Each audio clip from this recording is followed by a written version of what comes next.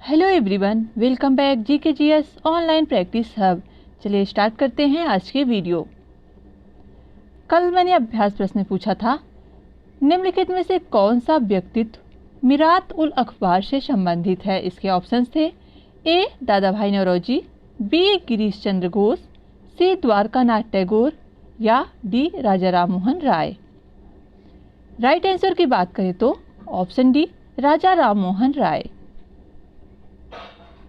महान समाज सुधारक राजा राम मोहन राय की 250वीं जयंती के उपलक्ष्य में संस्कृति मंत्रालय भारत सरकार द्वारा 22 मई 2022 से एक वर्ष तक उनके जीवन पर विभिन्न कार्यक्रमों का आयोजन किया जा रहा है। चलिए जान लेते हैं राजा राम मोहन राय के बारे में। इनका जन्म 22 मई 1772 और मृत्यु 17 सितंबर 1833 को हुई थी। इन्हें भारतीय पुनर्जागरण का अग्रदूत कहा जाता है। ये भारतीय पत्रकारिता के प्रवर्तकों में से एक थे। राजा राम मोहन राय आत्मीय सभा के संस्थापक भी थे। 1828 में इन्होंने ब्रह्म सभा, बाद में जो ब्रह्म समाज बना, की स्थापना की थी।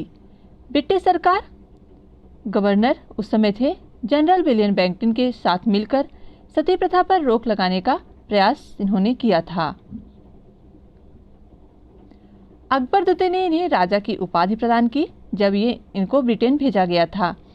उन्होंने बंगाली साप्ताहिक संवाद कबोदनी, फारसी साप्ताहिक मीरात उल अखबार का प्रकाशन किया। इसलिए विकल्प डी सही उत्तर है। चलिए आगे बढ़ते हैं।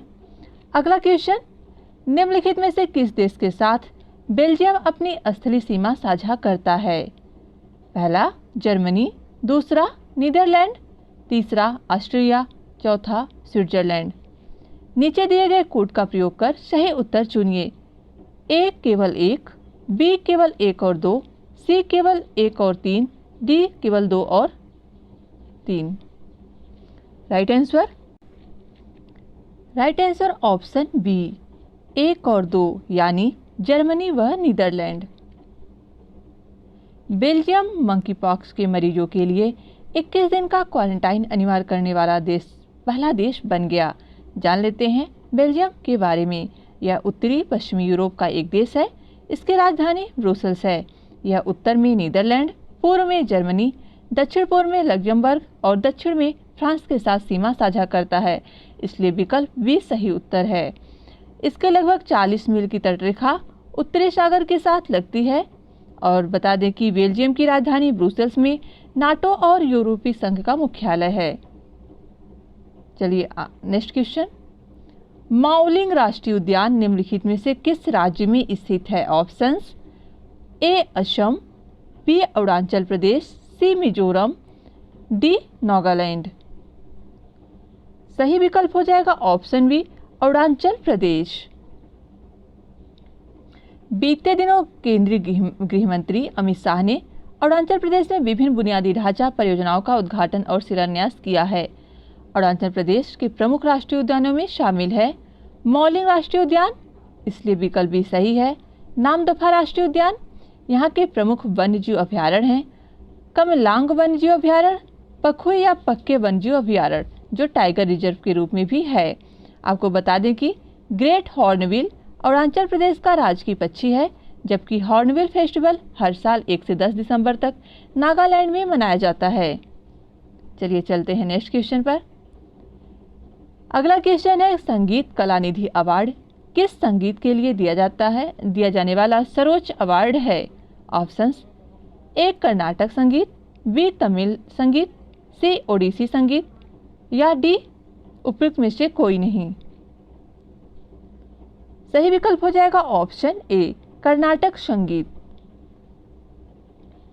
हाल ही में संगीत अकादमी की कार्यकारी समिति ने इस वर्ष के पुरस्कारों के साथ साथ पिछले 2 वर्षों के लिए संगीत कला निधि और अन्य पुरस्कारों को देने की निर्णय लिया है। जान लेते हैं संगीत कला निधि अवार्ड। यह एक कर्नाटक संगीतकार को वार्षिक रूप से सम्मानित किए जाने वाला अवार्ड है। यह मद्रास संगीत अकादमी द्वारा दिया जाता है। इसे वर्ष 1942 में स्थापित किया गया था। इसे कर्नाटक संगीत के क्षेत्र में सर्वोच्च सम्मान माना जाता है, इसलिए विकल्प ए सही उत्तर है। इस पुरस्कार में एक स्वर्ण पदक और एक विरूपत्र शामिल होता है। चलिए चलते हैं नेक्स्ट क्वेश्चन पर। अगला क्वेश्चन है, संविधान में राज्यसभा के सदस्यों की अधिकतम कितनी संख्या निर्धारित की गई है? Options A 245, B 230, C 250, D 238। सही विकल्प है ऑप्शन सी 250। बीते दिनों निर्वाचन आयोग ने 15 राज्यों की 57 राज्यसभा सीटों पर चुनाव की घोषणा की है। जानते हैं राज्यसभा के बारे में। इसे काउंसिल ऑफ स्टेट्स यानी संसद का उच्च सदन भी कहा जाता है। संविधान के आर्टिकल 80 में राज्यसभा के सदस्यों की अधिकतम संख्या 250 निर्धारित की गई है, इसलिए विकल्प सी सही उत्तर है। इसमें 12 सदस्य जो साहित्य, विज्ञान, कला और समाज सेवा के क्षेत्र में राष्ट्रपति द्वारा नाम निर्देशित किए जाते हैं, जबकि 238 सदस्य राज्यों और संघ राज्य क्षेत्रों के प्रतिनिधित्व होते हैं। राज्यसभा के सदस्यों की वर्तमान संख्या 245 है। इसकी सदस्यता के लिए जो न्यूनतम आयु होती है वो 30 वर्ष निर्धारित की गई है। आगे बढ़ते हैं। अगला क्वेश्चन है, मेक इन इंडिया कार्यक्रम की शुरुआत कब की गई? ऑप्शन है ए 2014 में, बी 2015 में, सी 2016 में, डी 2017 में। राइट आंसर ऑप्शन ए 2014 में। हाल ही में मेक इन इंडिया कार्यक्रम सुर्खियों में रहा। मेक इन इंडिया कार्यक्रम के बारे में जान लेते हैं। प्रारंभ में 25 सितंबर 2014 इसकी शुरुआत की गई। इस पहल को प्रधानमंत्री नरेंद्र मोदी द्वारा राष्ट्र निर्माण पहल के व्यापक सेट के हिस्से के रूप में लॉन्च किया गया था। इसका उद्देश्य देश के मैन्युफैक्चरिंग हब को बनाना है। इसके तहत निवेश को सुविधाजनक बनाना, इनोवेशन को बढ़ावा देना, कौशल विकास में वृद्धि करना, बौद्धिक संपदा की सुरक्षा तथा सर्वोत्तम श्रेणी का मैन्युफैक्चरिंग इंफ्रास्ट्रक्चर निर्मित करना जैसे पहलू शामिल हैं। नेक्स्ट क्वेश्चन, संप्रति निम्नलिखित में से किन दो देशों के मध्य होने वाला अभ्यास है? ऑप्शंस ए भारत और नेपाल, बी भारत और बांग्लादेश, सी भारत और चीन, डी भारत और श्रीलंका। सही विकल्प ऑप्शन बी भारत और बांग्लादेश।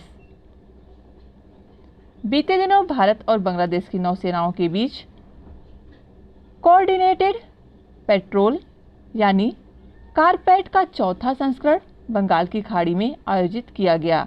दोनों देशों के बीच बोंगो सागर और संप्रीति नामक अभ्यास का आयोजन भी किया गया।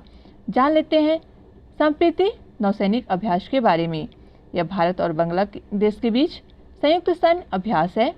इसका उद्देश्य भारत और बांग्लादेश की सेनाओं के बीच पारस्परिक सहयोग के पहलुओं को मजबूत बनाना और उसका विस्तार करना। इस अभ्यास के 9वें संस्करण का आयोजन मेघालय के उमरोई में किया गया। अतः इस क्वेश्चन का सही विकल्प हुआ ऑप्शन बी।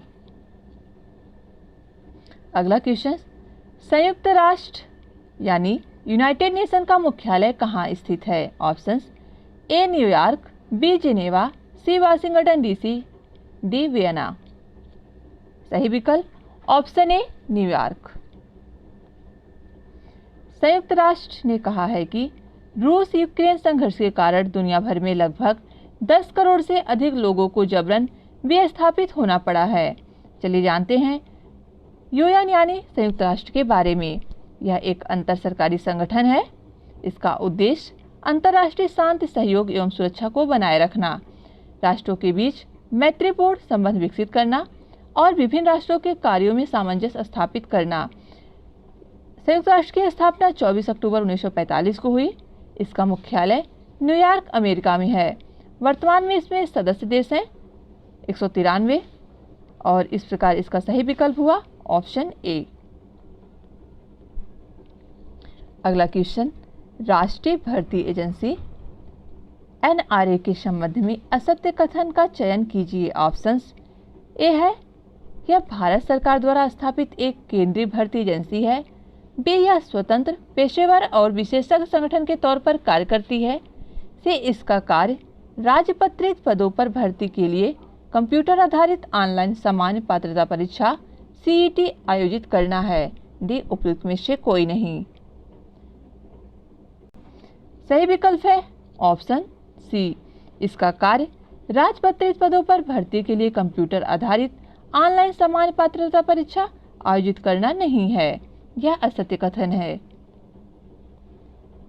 कार्मिक लोक शिकायत तथा पेंशन मंत्री डॉक्टर जितेंद्र सिंह ने कहा, एनआरए इस वर्ष के अंत तक अराजपत्रित पदों पर भर्ती के लिए कंप्यूटर आधारित ऑनलाइन सीईटी का आयोजन करेगी। एनआरए के बारे में जान लेते हैं। इसका पूरा नाम है राष्ट्रीय भर्ती एजेंसी यानी नेशनल रिक्रूटमेंट एजेंसी। भारत सरकार द्वारा स्थापित एक केंद्रीय भर्ती एजेंसी है। यह स्वतंत्र पेशेवर विशेषज्ञ संगठन के तौर पर कार्य करती है। इसकी स्थापना का जो उद्देश्य है, विभिन्न पदों के लिए प्रारंभिक या स्क्रीनिंग टेस्ट के लिए ऑनलाइन सामान्य पात्रता परीक्षा का आयोजन करना। इसके द्वारा सीईटी के लिए सामान्य पाठ्यक्रम और योजना की सिफारिश करने के लिए एक विशेष सलाहकार समिति का गठन किया गया है। किसी उम्मीदवार के सीईटी के स्कोर परिणाम घोषित होने की तारीख से 3 साल की अवधि के लिए वैध होगा। अतः विकल्प से इसका सही उत्तर है। नेक्स्ट क्वेश्चन, गेहूं उत्पादन के मामले में भारत विश्व में कौन सा स्थान है? ऑप्शंस ए पहला, बी दूसरा, सी तीसरा, डी चौथा। सही विकल्प ऑप्शन बी दूसरा। हाल ही में भारत सरकार की तरफ से गेहूं के निर्यात पर प्रतिबंध लगाने की घोषणा की गई है। इसके बाद से गेहूं की कीमतें रिकॉर्ड स्तर पर पहुंच गई हैं। भारत में प्रमुख गेहूं उत्पादक राज्य क्रमशः हैं। सबसे ज़्यादा उत्तर प्रदेश, सेकंड है पंजाब का, थर्ड हरियाणा, फोर्थ मध्य प्रदेश और 5 राजस्थान का स्थान है गेहूं उत्पादन में। वहीं विश्व में क्रमशः चीन अग्रणी स्थान पे है, दूसरे स्थान पे भारत और तीसरे स्थान पर रूस गेहूं के उत्पादन में हैं। चलिए देखते हैं अगला क्वेश्चन। चाय की खेती के लिए आवश्यक दशाओं के संबंध में निम्नलिखित कथनों पर विचार कीजिए। ऑप्शंस, जलवायु गर्म व आर्द्र जलवायु, तापमान 25 डिग्री सेंटीग्रेड से ऊपर, वर्षा 150 से 300 सेंटीमीटर वार्षिक वर्षा, मिट्टी छिद्रयुक्त अम्लीय मृदा।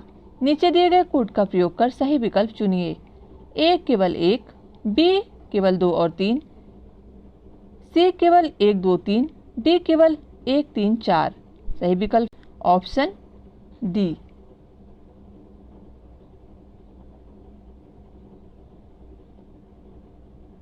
इसके लिए जलवायु गर्म एवं आर्द्र जलवायु यानी 1, वर्षा 150 से 300 सेमी वार्षिक वर्षा 3 और इसके लिए छिद्रयुक्त अम्लीय मृदा की आवश्यकता होती है यानी 4। 1, 3, 4 इसका सही आंसर है। चलिए दुनिया भर में चाय की सांस्कृतिक और आर्थिक महत्व के बारे में जागरूकता बढ़ाने के लिए हर साल 21 मई को अंतर्राष्ट्रीय चाय दिवस मनाया जाता है। चाय की खेती के लिए आवश्यक दशाएं क्या होती हैं, पहले इसको जान लेते हैं। जलवायु इसकी गर्म एवं आर्द्र जलवायु की आवश्यकता होती है। चाय की खेती के लिए तापमान 20 से 30 सेंटीग्रेड के बीच होना चाहिए। औसत वर्षा जो होती है 150 से 300 सेंटीमीटर वार्षिक वर्षा की आवश्यकता होती है। इसके लिए छिद्रयुक्त अम्लीय मिट्टी की आवश्यकता होती है। अतः इस विकल्प का सही आंसर था ऑप्शन डी। अगला क्वेश्चन, यह क्वेश्चन आपके लिए है। अभ्यास प्रश्न, निम्नलिखित में से किसके द्वारा वर्तमान काशी विश्वनाथ मंदिर का निर्माण करवाया गया है था? ऑप्शंस, रानी अहिल्याबाई होलकर, विजयाराजे सिंधिया, बेगम हजरत महल, उपयुक्त में से कोई नहीं। इस क्वेश्चन का आंसर कमेंट सेशन में जरूर बताइए। चलिए मिलते हैं अगले वीडियो में, तब तक के लिए नमस्कार।